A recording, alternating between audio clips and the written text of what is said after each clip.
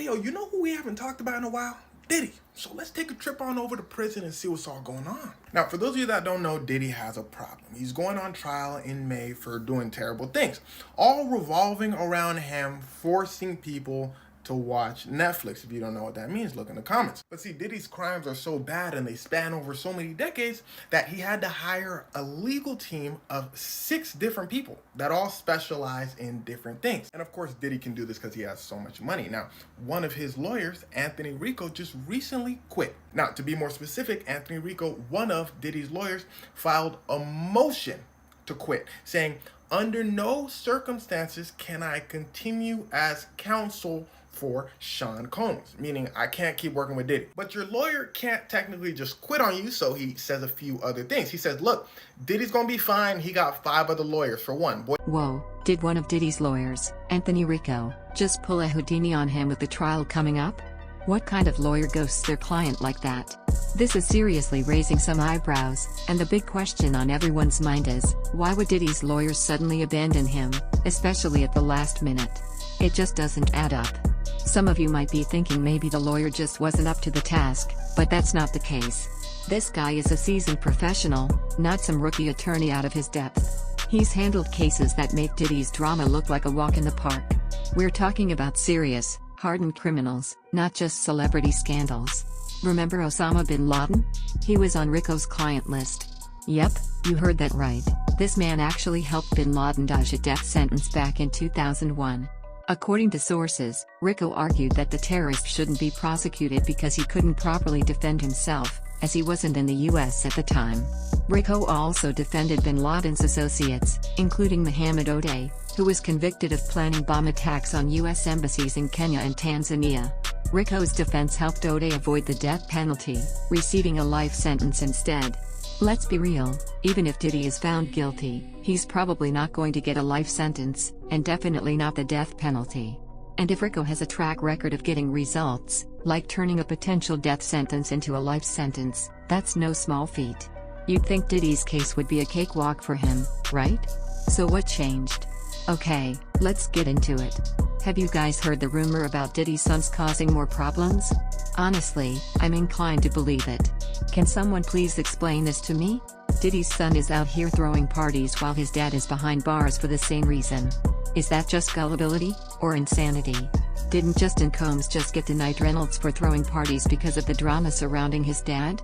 Revisit that claim and tell me nothing is wrong with it. I won't take y'all seriously if you don't. Here's what the report says. An anonymous broker claimed Justin would promise small gatherings, but instead throw massive parties that left rental homes wrecked. He'd say, I'm having 20 people over, but there'd be 200, and they'd destroy the house. Looks like the apple isn't falling far from the tree. Keep in mind, the other apple is Christian Combs. Remember after Cassie's lawsuit in November 2023? Then in April the following year, Grace O'Mara slammed Christian with an SA lawsuit. Based on reports, she said in her lawsuit that Christian insisted she take a shot of tequila he poured for her while she was on duty as the yacht's sole steward in the early hours of December 28, 2022. She said after she agreed to take the shot to be polite, Christian's mood changed, and things became sinister. He forcefully grabbed her arm, prevented her from leaving, and forced her to take another shot. She soon suspected the tequila was spiked, and then he proceeded to kiss her neck and face while groping her legs, breasts, and private areas. Here's another thing, after Diddy got arrested, Christian's accuser's lawyer, Rodney Diggs, added fuel to the fire when he allegedly said that the long-awaited federal arrest of Sean Combs was the first step toward justice for their clients. He continued, we also anticipate more victims coming forward. We knew this was coming. The evidence is very clear, and it was only a matter of time. This is an important step toward justice for all of Mr. Combs' victims, including my clients. So could it be that Rico ditched Diddy because of all the drama surrounding his sons? Honestly, the reports we've been getting are pretty disturbing, and you have to wonder if Diddy's sons made things worse. There's that old saying, help yourself, and others will help you, but it seems like Diddy's sons might not have done themselves, or their dad, any favors. Well, Anthony Rico has spoken, and here's what he reportedly said to the court in New York. Although I have provided Sean Combs with a high level of legal representation expected by the court, under no circumstances can I continue to effectively serve as counsel for Sean Combs. There are sufficient reasons related to the protections afforded by client privilege for brevity, and my application for withdrawal as counsel in this case. So, the tea is Rico's not spilling the reasons behind his sudden exit, and it's not because he's being loyal to Diddy, but allegedly because he doesn't want to say anything that might harm Diddy's case. That silence speaks volumes. No wonder people are connecting the dots to other crazy allegations swirling around Diddy's arrest, including the pretty serious claims about his sons.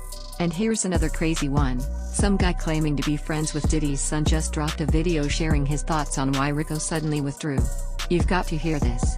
As we said earlier, Rico's competence is undeniable. One user said, "That lawyer has defended the worst of the worst. It's not about money, it's about his life. Most of Hollywood is involved."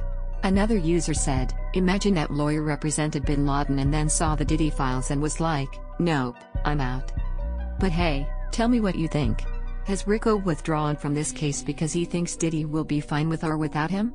Or has he seen that all the allegations about Diddy are true after all? And do you think the allegations about Diddy's sons while Diddy is in prison have contributed to the lawyer's withdrawal?